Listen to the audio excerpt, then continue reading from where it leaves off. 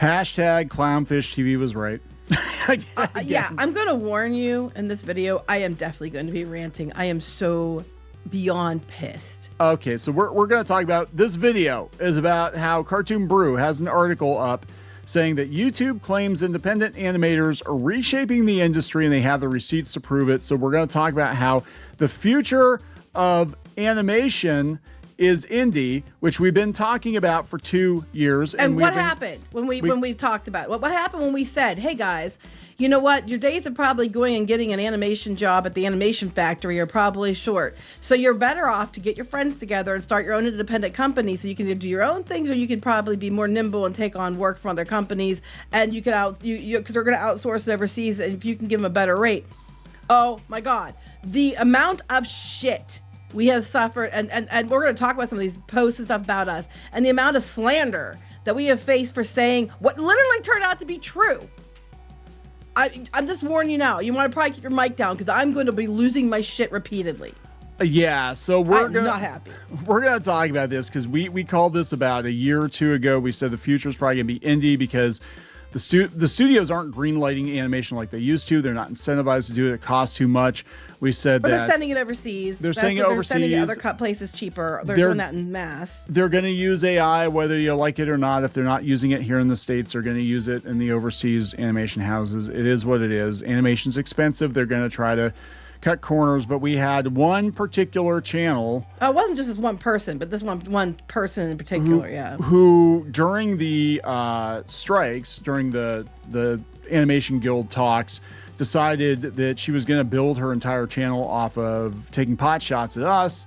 And there's all kinds of drama. Now, she has since taken multiple videos down. Yeah, because she found out she was full of shit. Because, yeah, she was like 20-some years old. And, yeah, she did work in the animation industry, but she was all pro, like, hey, guys, just go to SCAD and you'll get your job in animation. It's going to be there forever. Hundreds of thousands of dollars in debt to be an animator with no work.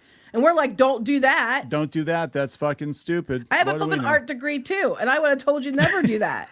So we're gonna talk about how we were right again, and we're gonna talk about the state of independent animation. And apparently, some people this conversation is coming up because they have the Amazing Digital Circus movie coming out, and there are people that are literally pissed off because they're paywalling the movie behind the theater screen. These people don't want to pay. That's the only bad downside, and I'll say it's the only downside with YouTube as well, is you get a bunch of people who don't actually want to pay for things, and you appeal to a certain audience, and that audience is usually one that cartoon stands, and they usually don't want to pay for things. Now, that's not everybody, but you know, people are taking pot shots at us about our comic, and I want to point out again, our comics actually made money, so you know. Yeah, it's so weird because we did webcomics. And that's actually what this reminds me of. We were doing webcomics like 15, 20, almost 20 years ago. Yeah, it was like 16 years ago, yeah. Yeah, so... no, you were doing it before then, so yeah. I was helping other people get their webcomics online, yeah. And, but I'm, looking at the situation now, and this is what it reminds me of, where there's a loss leader that you post your stuff for free, like on YouTube, but then when push comes to shove and you have to bankroll it, and you want to ramp up the production values, you got to get some money. And the way to do that is to, get a deal of some kind. And you leverage the fact that you have an audience to get this deal. We actually were able to do it just based on our comic performance alone without even doing the YouTube channel at the time. And that was a decade plus ago. So that was extremely hard. Yeah, we did it. We're going to talk about that because there were some comments on that Reddit post. That I have some sweet things to say to you. Anyway. Some 17-year-old cartoon stan is pissed off at Clownfish TV. It's probably some 30-some-year-old guy living in his mom's basement. Anyway. So before we get into it any further, please subscribe for more pop culture news, views, and rants, guys. You'll get woohoo if you do. Woohoo! Go get your popcorn. This is Kneon. I am here with Geeky Sparkles. Hello. And this is some sweet, sweet, sweet validation, and good for these creators, by the way, before we get, into it too much further. Good for these guys for taking their careers into their own hands. Yes, and, as was what we told you guys to do. They were like so mad, like, you're being negative. You're telling us we don't want to hear. It's like, no, I'm telling you what you need to do to save yourself. And you know what? You can, from now on, you can just sink for all I care. Because we tried to help you, and all you did was talk shit about us. Yeah. So I want to disclaim this too before we get into it. They're talking about how these cartoons started on YouTube and they went into other media and they're making more money with the streaming deals and merchandise, stuff like that. Juxtapose that with like the Odd Ones Out, which was surviving pretty much only on AdSense, and he had to lay a bunch of people off because his channel's not. But he also wasn't updating very much, you know? No, that's a huge thing too. And, you know, plus I think I mean, look, and I'm not trying to throw shade at him or anything, but if you had to actually look at it and kind of pick it apart, his audience aged out because his stuff was more kid friendly, and it was kid friendly like 15 years ago. And he also had his Netflix deal and he had his book deal. A lot of what he said was evergreen too, though. So I don't know. But ironically, for us not knowing anything, and for us, no one reading our comics and our comics being shit, according to the Reddit post, the Odd Ones Out guy followed Kneon before he became the guy on Odd Ones Out. Oh yeah. That was weird. We used to be really big in webcomics. Anyway. We used to be. We were contenders. Anyway. I'm going to get into that because there are some comments that are made. Oh, I'm fuck these oh, people. hell no. Anyway, Cartoon Bro. YouTube claims independent animators are reshaping the industry and has the receipts to prove it. YouTube released a trends report. Yeah, they did a couple days ago, which I sent to you before. Yeah, when they do that, they make an argument about itself, and it will feel like PR. Well, yeah, they're definitely... Yes, it's definitely PR, but it's just validating what we've been telling you. They said in this report, they had Animation's New Wave. The report makes a clear argument. Independent online animators are not just participating in the entertainment industry, they are actively reshaping it. Which is true. Yes. Unlike past industry shifts driven by technology or distribution, this one centers on something more organic. Creators are building original animation directly for audiences with free distribution in mind from the outset, often without traditional studio involvement. Which is what we told you to do.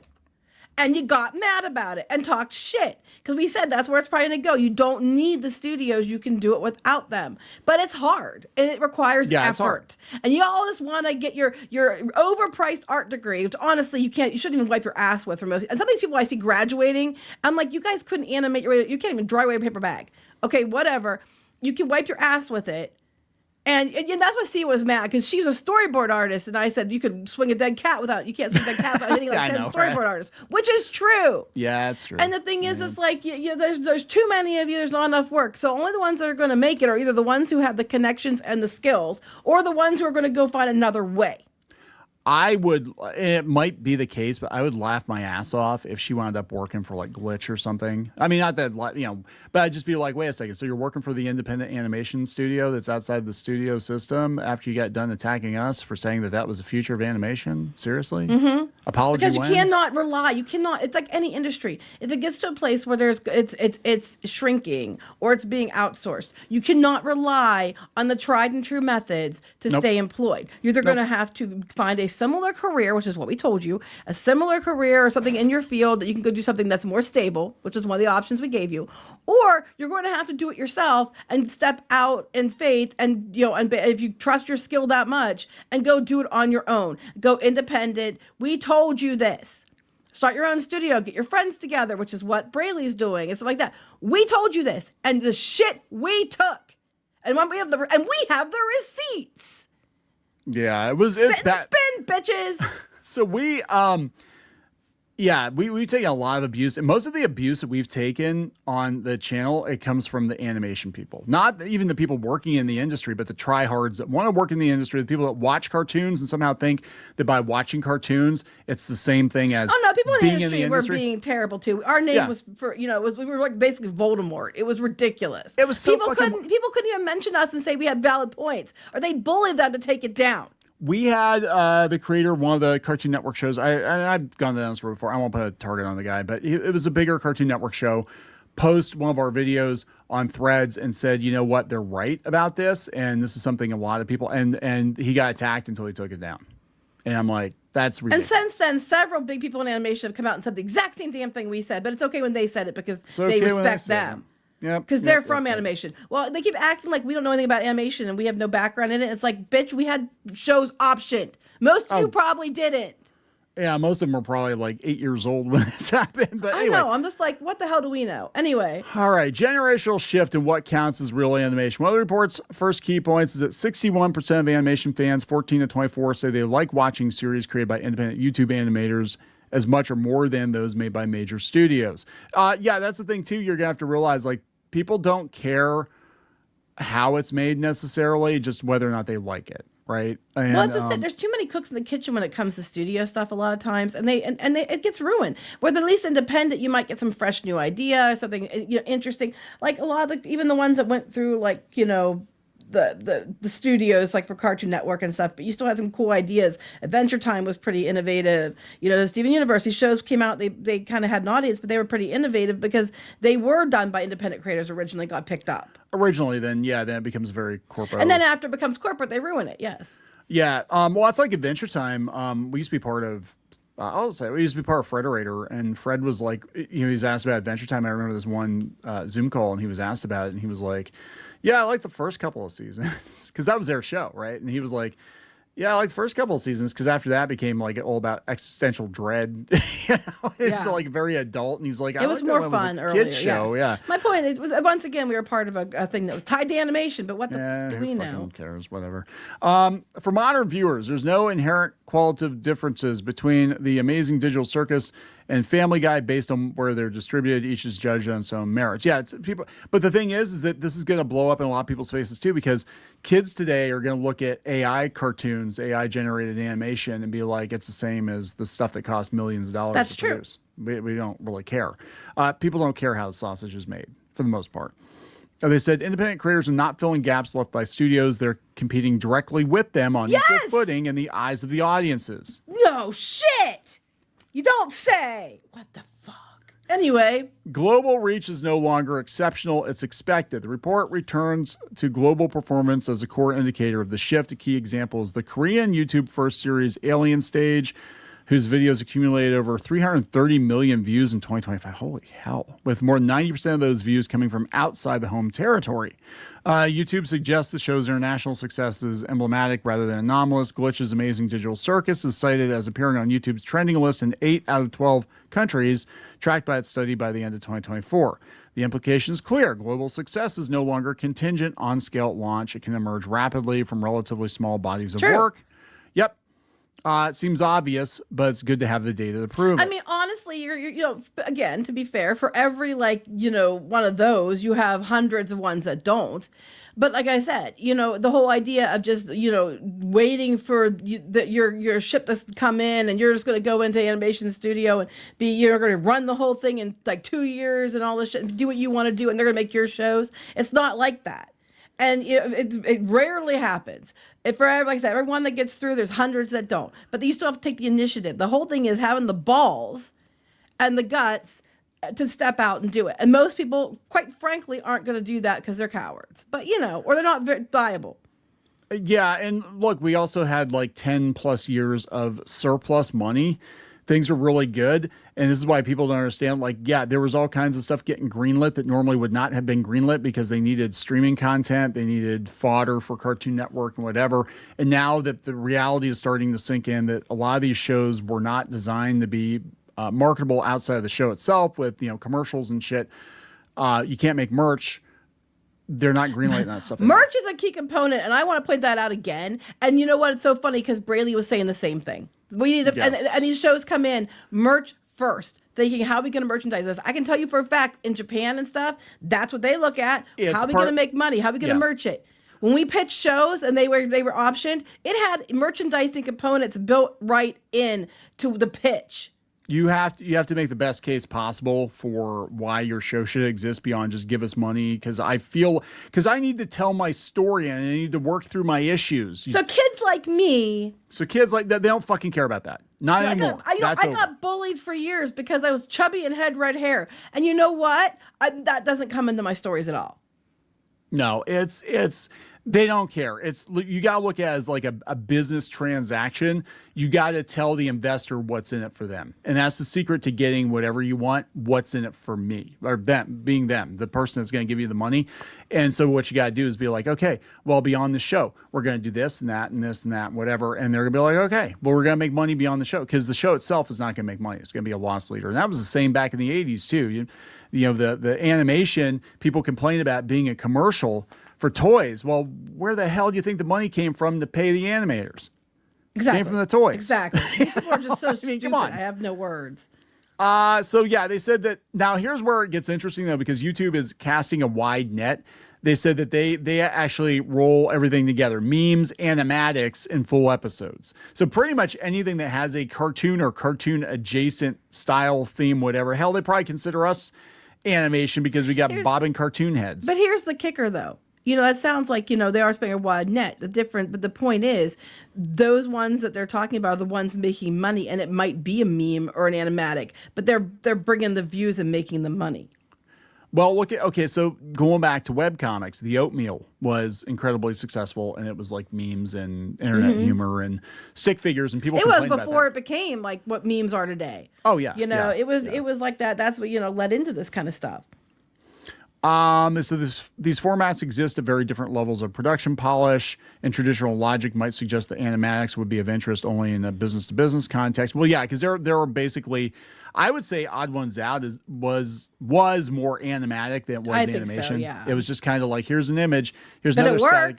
It worked because it wasn't viable for him on his laptop to crank out the amount of content he had to without a production staff, right? They said younger viewers do not make the same kind of distinctions between rough and finished work. In practice, this means animatics are now being treated as more than just a step in the production pipeline. Yeah, they're going to look at the view count and be like, doesn't matter if it's just a bunch of like stick figures, talking or whatever, and slight movement. It's animation, it's cartoon adjacent. I mean, hell, a lot of stuff back in the 60s, was basically an animatic too. It basically was. You can see the pencil lines and everything. Oh yeah. So yeah, they're talking about fragmentation. They said the reports around the world section reinforces the idea no single dominant style format is driving growth. So they're talking about Hell of a Boss, which uses animatics as part of its production pipeline and reaches millions of subs. Wasted, which built an audience of over 625,000 subs within a year of launching. Le Poisson, Steve. Le Poisson, Steve. Poisson. What's it like, Steve the Fish or something? I don't know. 95 million views. Okay. It's something like that. I don't know. I didn't watch it. 95 million views in 8 months. And it's meme based. But then it could be shorts too, which shorts don't pay as much. But still, the point is, when you go to get a deal, they're gonna want somebody who they might not care what you 95 million, whatever. They're gonna listen to you. They're gonna be like, yeah, let's talk, because that's what they care about. There's a distinction though that that's the thing, because numbers don't always tell the full story. True. I mean, they don't lie, but you have to figure out like what they actually mean. So there could be people out there doing shorts which get like kajillions of views, like a viral, whatever, but that creator's not making a whole lot of money, and that might not translate. This is the thing. It might not translate into something that is marketable. Like the Amazing Digital Circus, Hell of a Boss, they translate it into something that you can actually sell. Right, but what I'm saying is you still have 95 million subscribers or whatever, and you go to a place and say they're going to just listen to you, more likely listen to you than they would somebody that doesn't have any. Okay, so here I'm going to parse what I think this whole thing is about, because they keep going on about the Amazing Digital Circus. Oh, they're the Cartoon Brew, yeah. Well, no, they're talking about this report from YouTube. Now, we've been talking about YouTube and Neil Mohan, and this guy's all about YouTube being the new Hollywood. And yes, I know. There's a movie coming out, so he's going to be like, look what we did.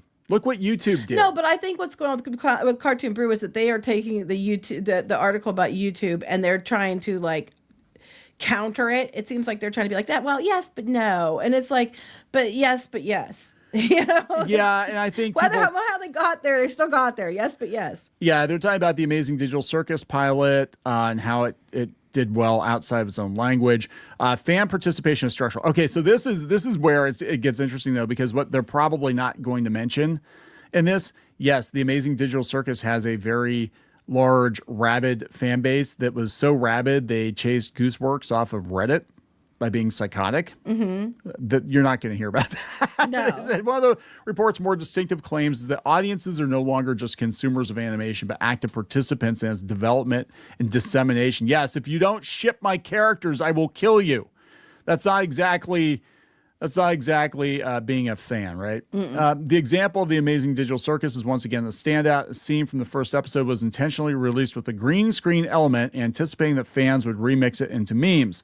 They did exactly that, effectively turning an unfinished frame into a viral hype mechanism. Yeah, but that's smart. That's just smart. This is all this. These are all just thinking outside the box. Like the stuff that becomes, normal started out with someone thinking outside the box. So again, you can't think outside the box. Like when you get to a studio, you get some people that are creative, but for the most part, it's so many cooks in the kitchen. You can't do shit. You can't poop without them giving you permission to do so. And like if these guys are nimble and they can think about things outside the box and how they can put that into play to promote themselves, where you're not maybe necessarily going to be able to do that so much with a studio. So they're talking about Kickstarter being used for animation, so I want to talk about this because when we were at Frederator, Bee and Puppy Cat was on Kickstarter. And Bee and Puppy Cat eventually, after many, many years, became a series. But I remember they were talking about how expensive it was or what their goal was. I think it was like, I want to say it was like $750,000. And there were the same kinds of people that were like taking us to task on Reddit were out on the message boards attacking Frederator, being like, those greedy motherfuckers, they want so much money for this cartoon or whatever. And they like people from Frederator actually had to get into it with and be like, do you know how much it costs? Yeah, they don't understand. Do you have any idea how much it costs? Because they're like, we have to put, like, we're pitching this thing as a pot. Like, we got to put together an entire team of people to do this thing. And this was like years ago. So you didn't have all the tools you have today. You had to go through kind of the studio system and all that. And these people had already had, massive success with Adventure Time and everything. And yeah, they got into it with people on these stupid cartoons. Again, these people that think they know everything about how it actually works, and they clearly don't. And they stepped into it and they're like, yeah, this is bullshit. We have to ask for that much money because that's how much it costs. Right. And they were pissed about it. But and it still took like 10 years for the thing to actually get made into a show, but that happens sometimes. But yeah, they're talking about Kickstarter, Amphibia, Matt Braley. We talked about that. He's doing 330,000 pledges. Honestly, that's not that great for what he's doing. For animation, that's people. I don't think they understand how expensive it is. Critical Role did like 12 million or some ridiculous amount of money, but that was Critical Role and they had a huge audience. I'm waiting for that too. I'm waiting for people to be like, I'm sure there were people out there saying it, be like, what does Critical Role know about the animation industry? They're just live players or whatever. They have so using this model, single episode can serve as both a proof of concept and fundraising tool, blah, blah, blah. Yeah. Do a pilot. So basically everything we said, which is build an online audience, get a pilot made, do it yourself, and then maybe the studios will come knocking. Yeah, that's what I'm so mad about, because these people like the amount of shit we took for just saying the exact same thing that they're all even like now the news places are saying it now because there's proof from YouTube. It's like, but there was already happening then, and you didn't listen, and we were like, there's all kinds of evidence for this. And you still talk shit about us, like massive amounts. Okay, so this is where we get like Schrodinger's. No, Cartoon Brew is pissed because they don't want to. They don't want to hear it. Because there are a lot of industry people that work at or that listen to Cartoon Brew, have worked with Cartoon Brew, that they're used to the studio system. And there's so many. We've done videos on. There are so many people that have worked in the studio system for decades that are out of work, that are telling people they need to just do it themselves and not depend on the studios anymore. And we were telling you that before they did. They're not greenlighting shit. I know you want to think that that's the case. I know you want to think that it's 2005 or whatever, or 1995 forever, and there's a cartoon factory out there somewhere and you just get plugged into it and there's all kinds of animated content being made here in the US, and that's not the case, right? But they said, whether this blueprint is scalable and repeatable remains a key question. The report focuses exclusively on successful examples, choosing not to address how many creators operate in relative obscurity below the threshold required to scale production. Okay, basically, again, what I said for every couple examples you have, there's lots of people who don't. That being said, if you're relying on scalable, well, it's not scalable anymore to go with the studios when they're sending all the jobs overseas, is it? The jobs aren't going to be there. If you may or may not make it this way. That's why we said, if you can jump to a job in another field that's more secure, do it. If you think you can get with your friends and have the skills that you can do this yourself, do it. But the thing is, the ones that are getting promoted are getting, they gave Braley an article. This PR people went and they gave him oxygen, which is going to make him bigger. Okay, fine, Cartoon Bird, then give all these people oxygen to make them bigger. You know what I'm saying? Yeah, for every person, it's true. It's true. There's a lot they are going to do it that aren't going to make it. I never said that wasn't true. But it's no different than all people come out of animation school and think they're going to get a job and don't. I think your odds are better than that. Yeah, I think if you're waiting for somebody to give you a turn, they're not going to, right? And this is a big problem with creatives just in general. Is they've been, I mean, you want to talk about being lied to? You want to talk about being lied to? Being lied to is your school telling you that there's all kinds of jobs waiting for you. You go through school, you just go through the system, you pay your dues, whatever. You're being lied to, and you're told that there is, career security, job security. Ask these people that have been working in this industry for decades. And they don't have a job now. They overcharge for what the degree is. And like SCAD, there were parents that were furious because they were misled on what the job opportunities look like. And that was years ago. That was several years ago. We did a video on it. And it was like before this whole thing started, we were telling you, hey, I wouldn't recommend this. That was before this. Okay. And we were telling you this. But yeah, this thread, oh my God. It goes from that sea of mystery, but go back up a bit. So we get these comments like, I can't believe a channel run by culture warrior idiots would lie. Well, you know what? Star Punk Saint, we usually don't lie. We're usually right. Y'all think we're lying because it's not what you want to hear. But negativity and honesty are not the same fucking thing. Next one. I was curious if these guys had any experience in the animation industries. They don't. Au contraire, bitch boy. The guy worked in comics and wasn't even much of experience by the looks of it. He worked on professional comics for years before we did our webcomics. Plus, some of the people that were early webcomic people that get credit, he was the one that put them up on the internet. But whatever.